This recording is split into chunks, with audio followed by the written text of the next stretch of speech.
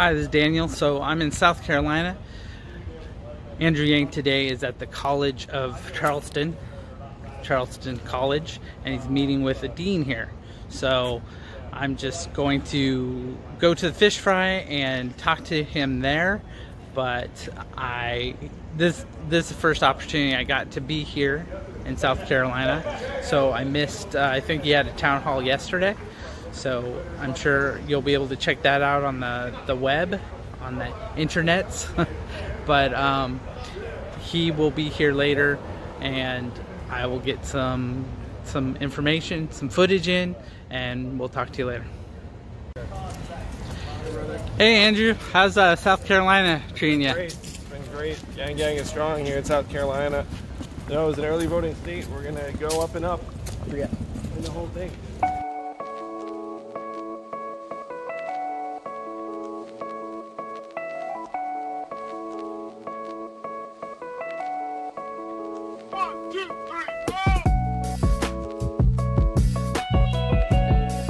I'm at the Silver Dollar, and Andrew will be speaking at the Silver Dollar here soon, and just waiting for him to arrive.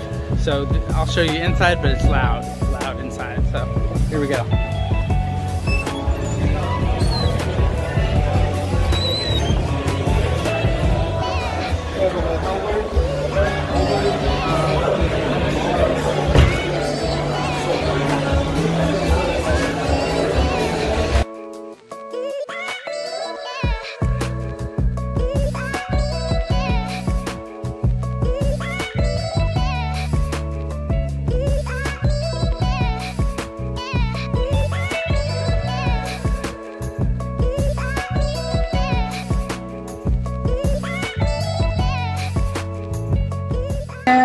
We're going to get started now. I know y'all have been waiting, and we're really excited to bring the candidate to y'all. So before we get started, I just want to thank y'all from the bottom of my heart, and also plug in that if you like what you hear today, if you like what you're hearing from other people that you're standing next to who are big supporters, please connect to us as a campaign, whether through your local Yang Gang chapter or through myself, or just following us on socials, going to the site, all of those things. We've got some really exciting stuff coming up. We're in South Carolina all the time. And so once the debates go on, we're just gonna keep going higher and higher and higher, and I want all of y'all to be a part of that. Awesome. Great, so if I haven't said it already, my name is Bria Baker. I'm the National Partnerships Director for the campaign, and I'm really excited for y'all to be here.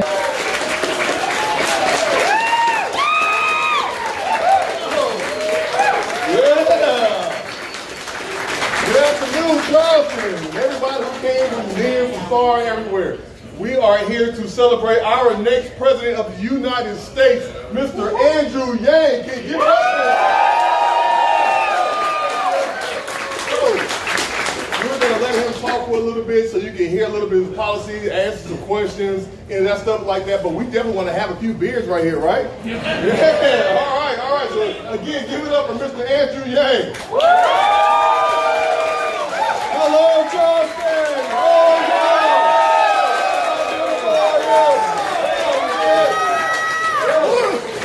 Yes. Wow, it makes you want to just jump in your arms like this. We're not going to do that. Make some news the wrong way. It is so great to be here with you all. This is my first time in Charleston, and wow, is it beautiful. What a beautiful town. I just walked by the movie theater where they filmed The Notebook, and I was like, oh, The Notebook. I'm Andrew Yang. I'm running for president. I am not a career politician, as most of you know. I'm an entrepreneur. I'm a problem solver. And right now I'm focused on the problems that got Donald Trump into the White House in 2016. Am I right? Yeah! So the question is, why is he our president today? And if you turned on cable news, you get a series of explanations. What are those explanations if you just turned on CNN? Russia, that's right. Frustrations with the establishment. Establishment. The Electoral College. The Electoral College. Yeah. Ball.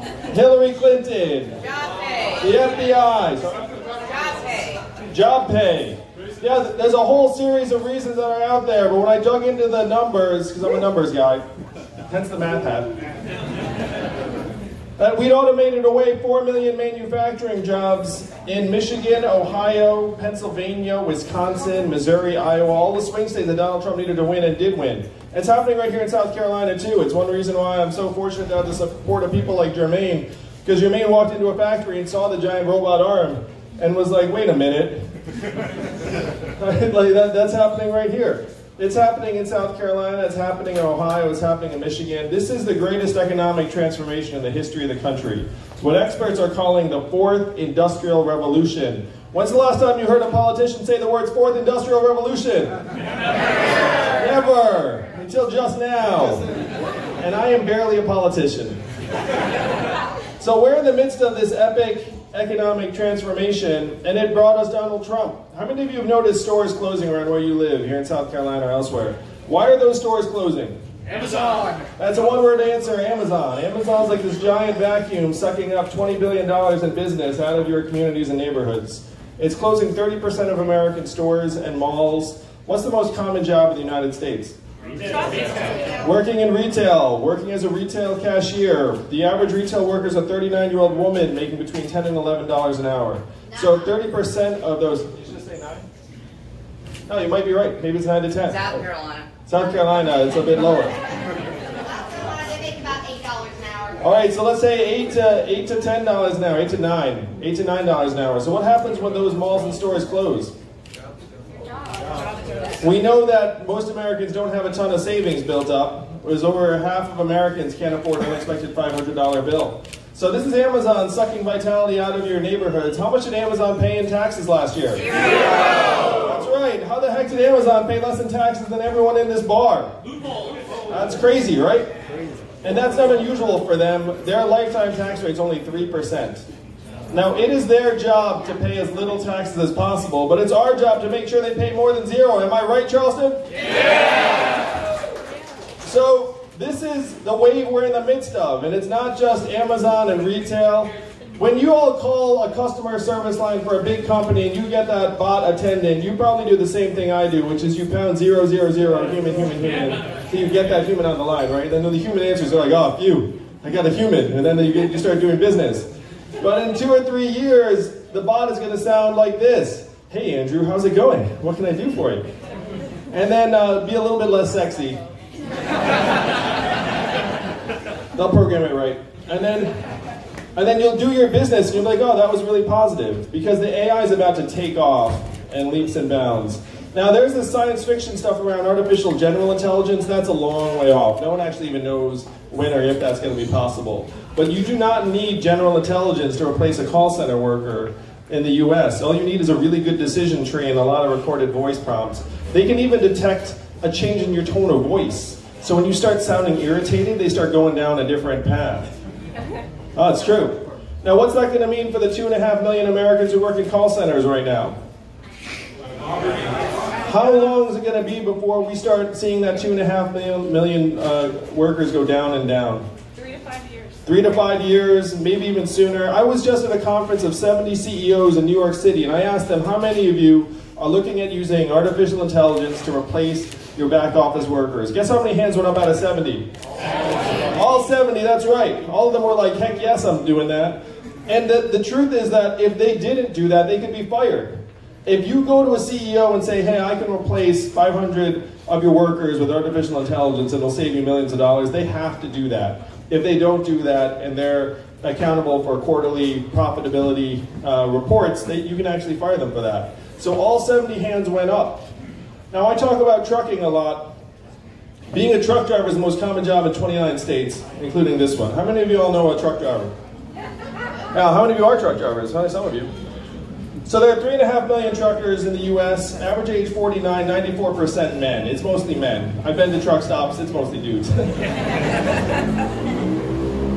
And my friends in Silicon Valley are working on trucks that can drive themselves. And they're doing that not because they care, they're doing that because of the money. $168 billion in financial incentives every year to make truck driving a thing of the past.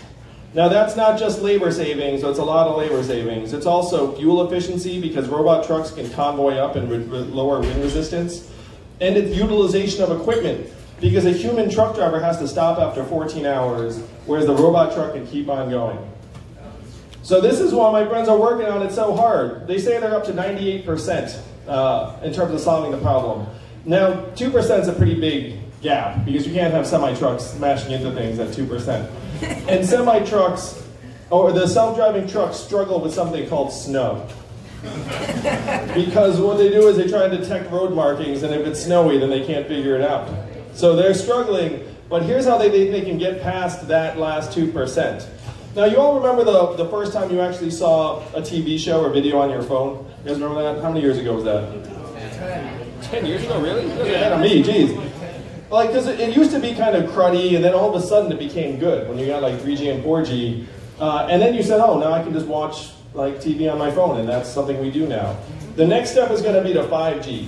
And 5G is going to enable connectivity across distances that we've never seen before. So the way they're trying to get that last 2% is outfit trucks with something called teleoperating software, where there's going to be a warehouse full of teleoperators in Arizona or Nevada just sitting there, and then a truck in the Midwest is going to start beeping and saying, I'm not sure what to do because of bad weather or some conditions. And so then the person's going to beam into the truck from Nevada or Arizona, have like cameras on the front of the truck and just drive it like a video game for a while. And then when the truck says it's got it from there, then it's going to beep and it's going to beam back out. What do you think the ratio is going to be between teleoperators and the 3.5 million Americans who drive a truck for a living? 1%? Less than 1%. Let's call it, let's be optimistic, let's call it 5%. So you're seeing a reduction in this 3.5 million truckers and the 7 million plus Americans who work in truck stops, motels, and diners that rely upon the truckers getting out and getting a meal or going to sleep. We're going to disembowel, we're going to devastate a lot of the interior of the country. Something like 10% of the jobs in the state of Nebraska right now support freight. So when the trucks don't need to stop in Nebraska and they keep going, what happens to those towns? What brought Donald Trump into power is just going to accelerate as artificial intelligence leaves the lab and starts hitting companies for real.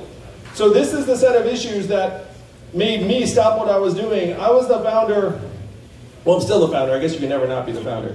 It's like somehow getting like unparented, like, you know, you're still the dad. Can't take it away, I was there. So, I was the CEO of an organization I started called Venture for America that helped create several thousand jobs in Birmingham, New Orleans, Detroit, Cleveland, St. Louis. And unfortunately, I got the feeling that my work was like pouring water into a bathtub that had a giant hole ripped in the bottom. And I was being celebrated for my work. I got to meet President Obama several times. I got to bring my wife to meet him, so my in-laws were happy with me for a little while. And so I was being celebrated for this work, and then I had this sinking feeling that it was all heading the other direction very quickly. Then Donald Trump wins, and then I have like a holy crap moment, because many people in this room voted for Donald Trump, I'm sure. No. All right, maybe less so. I'm sure there are people that just stumbled into this bar that had nothing to do with it. But there are actually a lot of Donald Trump voters who are now coming over to the Yang Gang. Yeah, that's right.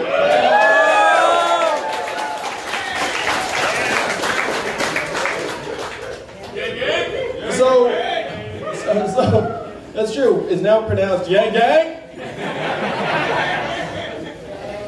So, like it or not, tens of millions of our fellow Americans voted for Donald Trump, where there was a sense of need or desperation that was high enough so that millions of Americans decided it was a good idea to take a bet on the narcissistic reality TV star. And we have to reckon with that. That's not a mistake. That's not tens of millions of Americans just waking up and being like, you know, like there are real problems going on in this country.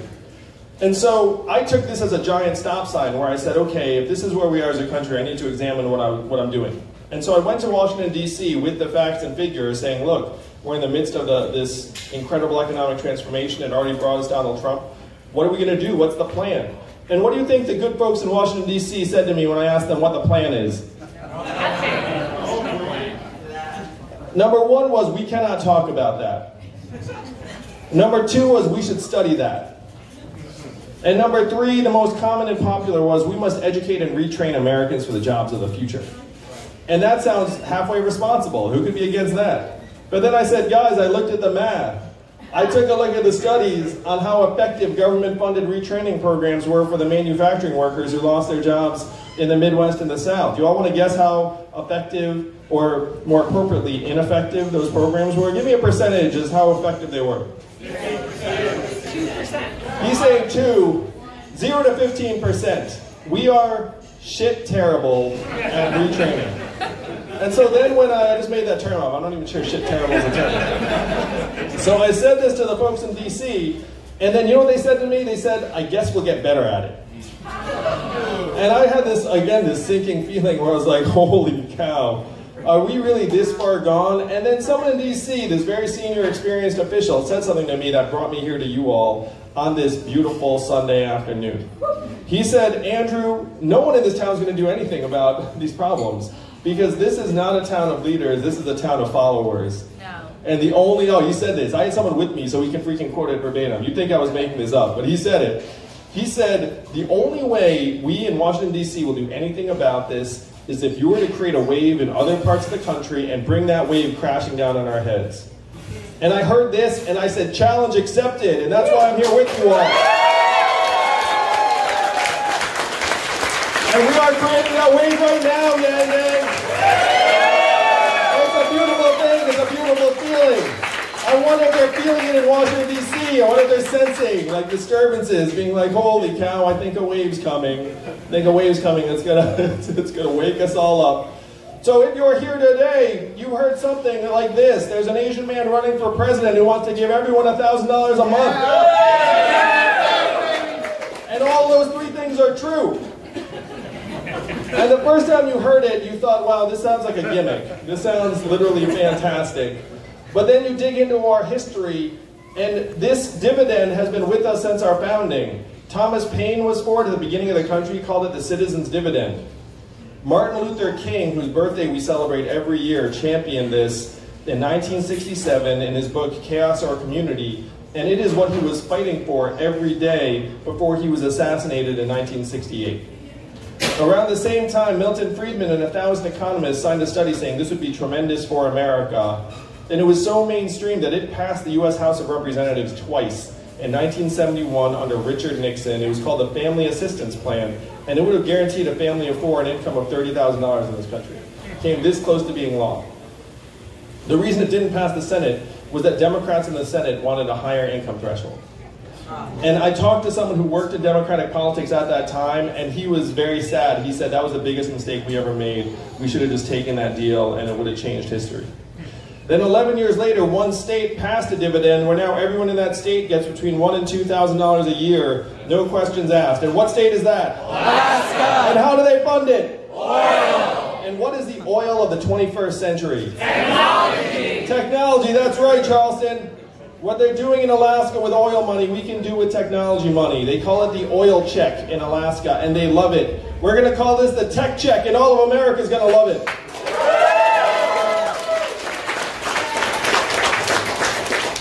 Now, when you get this tech check, how are you going to spend it? Where's the money going to go? Right here. A lot of it's going to go right here to a bar just like the silver dollar, right? You're going to come and say, now that Andrew Yang's in the White House, first round's on me. And that's what we can make happen together. The reason why I'm here with you all is that South Carolina has the future of the country in your hands. Now, you all know, raise your hand if you're really into politics. Wow, so many people so into politics. So you know the order of states. State number 1 is Iowa. What's that state number 2? What's state number 3? Nevada, actually, technically it's Nevada. But don't worry, they're caucus, and no one pays attention to that. And number 4 is South Carolina. We're all going to come here. There's going to be a whole parade of us. Now, right now, how many people are running for president? I think it's 24 officially. I think it's 24. But by the time it gets to South Carolina, that number is going to be less than half of that. Because, you know, like people are going to drop like flies from Iowa, New Hampshire, Nevada, and then here. So by the time it comes here, I'm going to say 7. It's about right. It's probably going to be down to 6 or 7 or so, something like that. Now, if you embrace a particular candidate's vision for the country, that vision can spread like wildfire. And that is your power, that is your privilege. It's even a responsibility that if you decide to take an economic vision of a trickle-up economy from people and families and communities up, it can become a reality like that. So after you get this dividend, you get this $1,000 that goes into your communities, that money circulates over and over again. Some of it will float up to Jeff Bezos and Amazon because you'll buy an extra toaster. But most of it will stay right here, Main Street businesses, car repairs and home repairs you've been putting off, tuition payments, bills, I see a lot of young people here, healthcare, tutoring, all the stuff you already spend money on. It's going to stay right here. It's going to increase the number of jobs right here in South Carolina by something like 12%. It's going to increase the size of the consumer economy by a similar amount. So we can make this happen very, very quickly. And this $1,000 dividend, the reason why I'm so excited about it as a parent is it makes kids stronger and healthier. It raises graduation rates. It improves health and nutrition. It improves mental health and stress levels, because we have a mental health crisis in this country, am I right? Yes. Yeah, so this $1,000 would make us stronger. It's actually the best thing we can do for our people, to invest in our people. Now, if you're looking at these economic measurements, you probably heard something like GDP's at a record high. How many of you were excited about GDP when you woke up this morning? You were like, yes, it's a fine, beautiful Sunday. I can't wait to make my contribution to GDP. And I talk about my wife who's at home with our 2 boys, one of whom is autistic. What is her work considered at in GDP every day? 0. What is the market value of her work at? 0. We know that's the opposite of the truth. We know the work she's doing is some of the most important and vital work that is being done.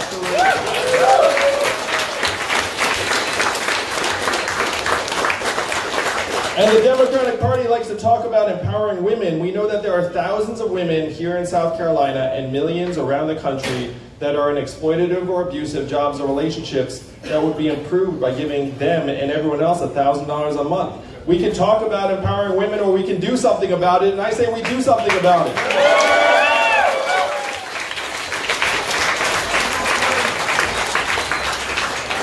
So GDP's at a record high. You know what else at record highs? Stress levels, depression, anxiety, even suicides and drug overdoses. How many of you knew that our life expectancy has declined for the last 3 years because of suicides and drug overdoses? So think about how messed up that is. GDP record highs, and our life expectancy going lower and lower. You all want to know the last time America's life expectancy declined 3 years in a row? 1918. The Spanish flu of 1918. We are back in Spanish flu territory. It is highly unusual for the life expectancy of a developed country to decline at all. Ordinarily, you get richer, more prosperous, and your people live longer. That's what makes sense. It does not make sense for you to have suicides and drug overdoses overtake vehicle deaths as causes of death in this country and then drag your life expectancy down society-wide. That's not in one group, that's all of us. So if GDP is a terrible measurement of national well-being, what would be a measurement that would actually get you excited when you wake up in the morning? Cash. I like this man's thinking. I like that. That would be average income and affordability. That would get you excited, right?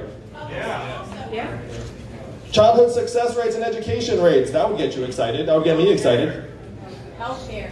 Healthcare and life expectancy and average health, right? That would be very exciting. How about mental health and freedom from substance abuse? Sure. How about clean air and clean water? Now, you're not going to believe this, but we can actually define our progress through these measurements. And as president, one of the first things I'll do is I'll go down the street to the Bureau of Economic Analysis and I will say, GDP, almost 100 years old, increasingly irrelevant to how our people are doing, so we're going to update it to be health, mental health, childhood success rates, environmental success, and then I will report on how we're doing to you all, the people of America, every year at the State of the Union. I'm going to be the first president to use a PowerPoint deck at the State of the Union. That's right. I'm going to tell us how we're doing. I'm going to have facts and goals and say, hey, we can do better than this, and here's how we're going to get there. And then we can actually get excited about our shared progress again, instead of cheerleading this phantom GDP number that's irrelevant to all of us. Now, one of the measurements I would use is average student loan indebtedness, because it is completely messed up what we have done to young people. We've loaded young people up with $1.5 trillion in student loan debt. That $1.5 trillion was less than $100 billion in 1999. Think about that. It went up 15-fold in 20 years. And college has gotten 2.5 times expensive since I went to college, and it has not gotten 2.5 times better. It's just gotten 2.5 times more expensive. So we have a choice to make, and the choice is this. Would we rather our young people live in their parents' basements and pay off student loans? Or would we want young people to be going out there, buying homes, starting businesses, starting families, and doing things that would move our society forward? And to me, that's an easy choice. I choose our people. Am I right, South Carolina? And one of the things that drove me to quit my job and start Venture for America was we had the same choice during the bailout. Now, you don't remember this because we don't talk about it that much. We never voted on it. But we had a choice between either bailing out homeowners who were getting kicked out of their home because of this mortgage debt that they had, or giving $4 trillion to the Wall Street banks. And you all know which one we chose. We chose the banks. And as an American, I saw that and I was disgusted by it. I saw that and I was like, that is deeply messed up. You all remember voting on that? Remember getting the memo? It was like, hey, here's the referendum, the $4 trillion bailout for Wall Street. I didn't get that either. Yeah. And so I was so disgusted by it, I quit my job and started this organization, Venture for America, because I was like, if we have whiz kids building these financial instruments that crash the economy, that's going to be terrible if that's what we have them do. So let's have them start businesses in places like Birmingham and St. Louis. I spent 7 years making that happen. And we have this similar choice with young people and student loan debt. Are we going to choose the banks or our young people? And to me, it's a no-brainer. We choose our people. We're going to get it right this time.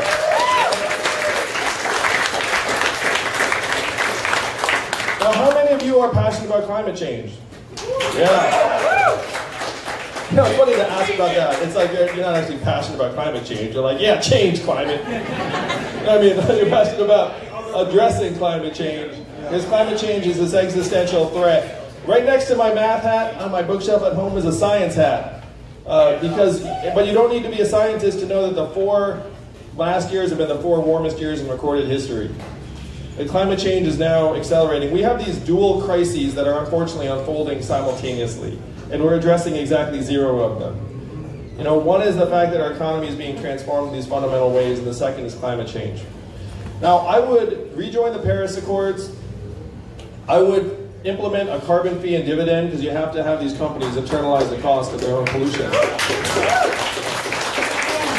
I would invest hundreds of billions of dollars in a more sustainable infrastructure for this country and try and make us more resilient in the face of climate change.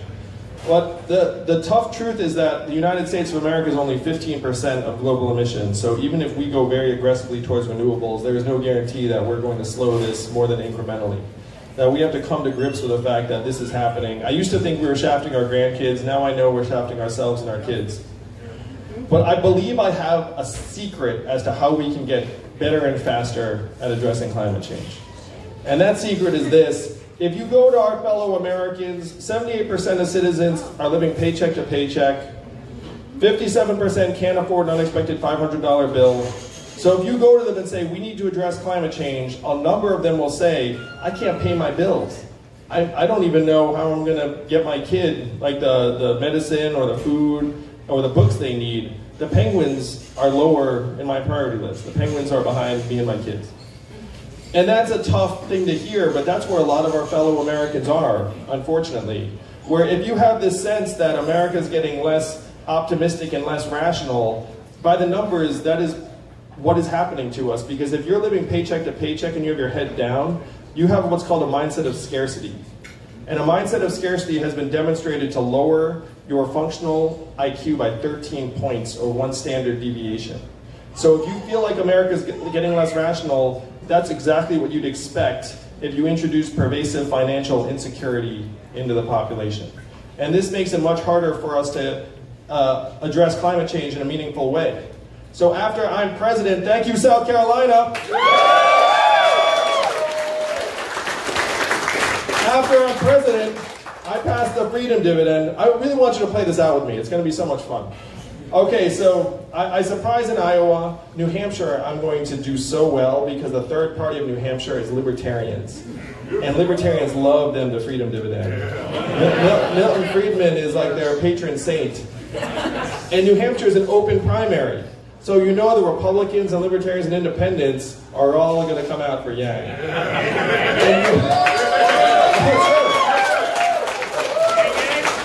So then, after New Hampshire, front page news is going to be like, holy cow, Andrew Yang just won New Hampshire. Like, this mug will be front page news. And then we'll come down here to South Carolina, and thanks to you all, we're going to win South Carolina, and then it just sweeps the country. Yeah.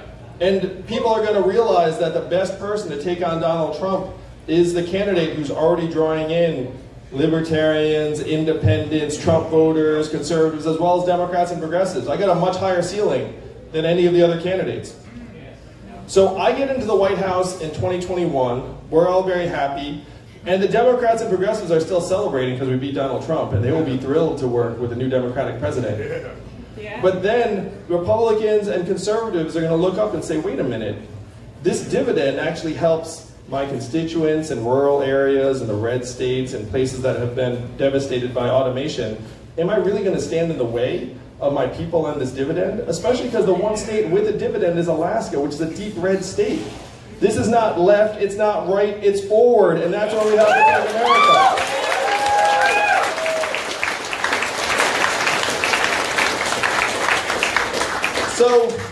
So we pass this dividend, and then we go back to our people and say, we need to get real about climate change.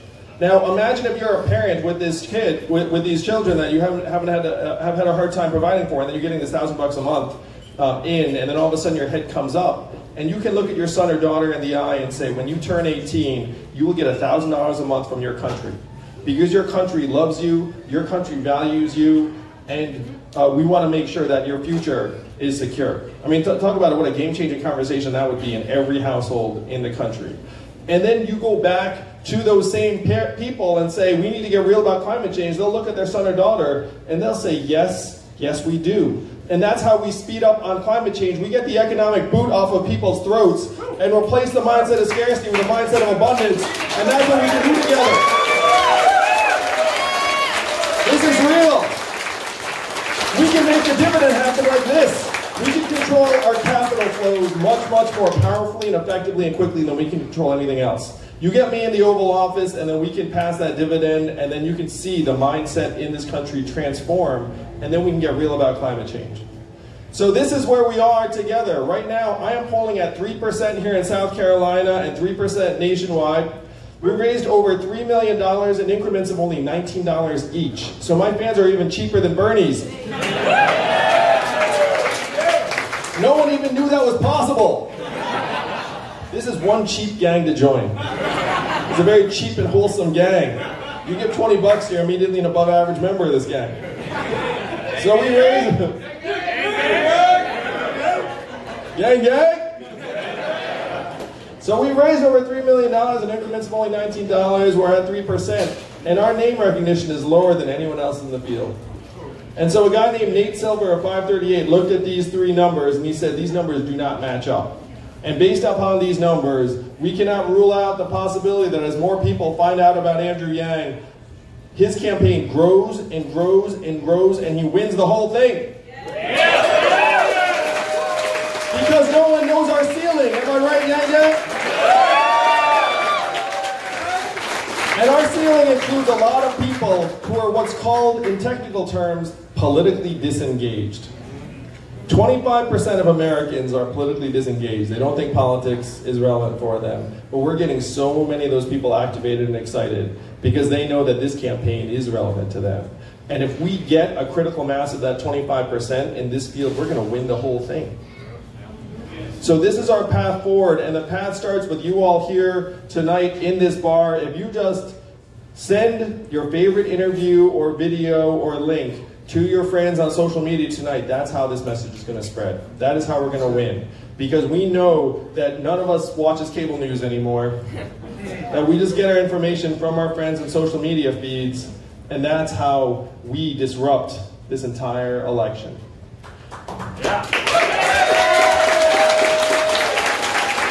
Thank you, Charleston.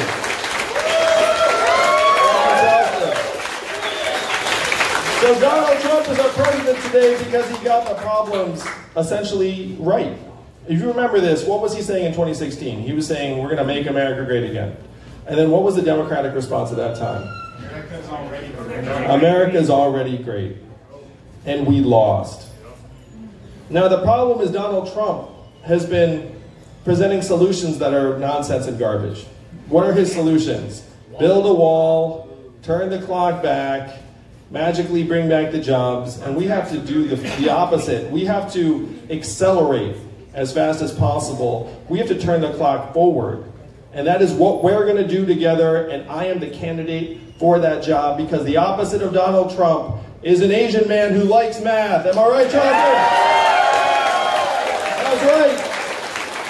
What does math stand for, Jonathan? Make America think harder. Make America think harder, and that's what we're going to do. Thank you all so much. Let's make history together in 2020. Thank you. I love you, Charleston. Let's fight for humanity. Let's fight for the future. Thank you all so much.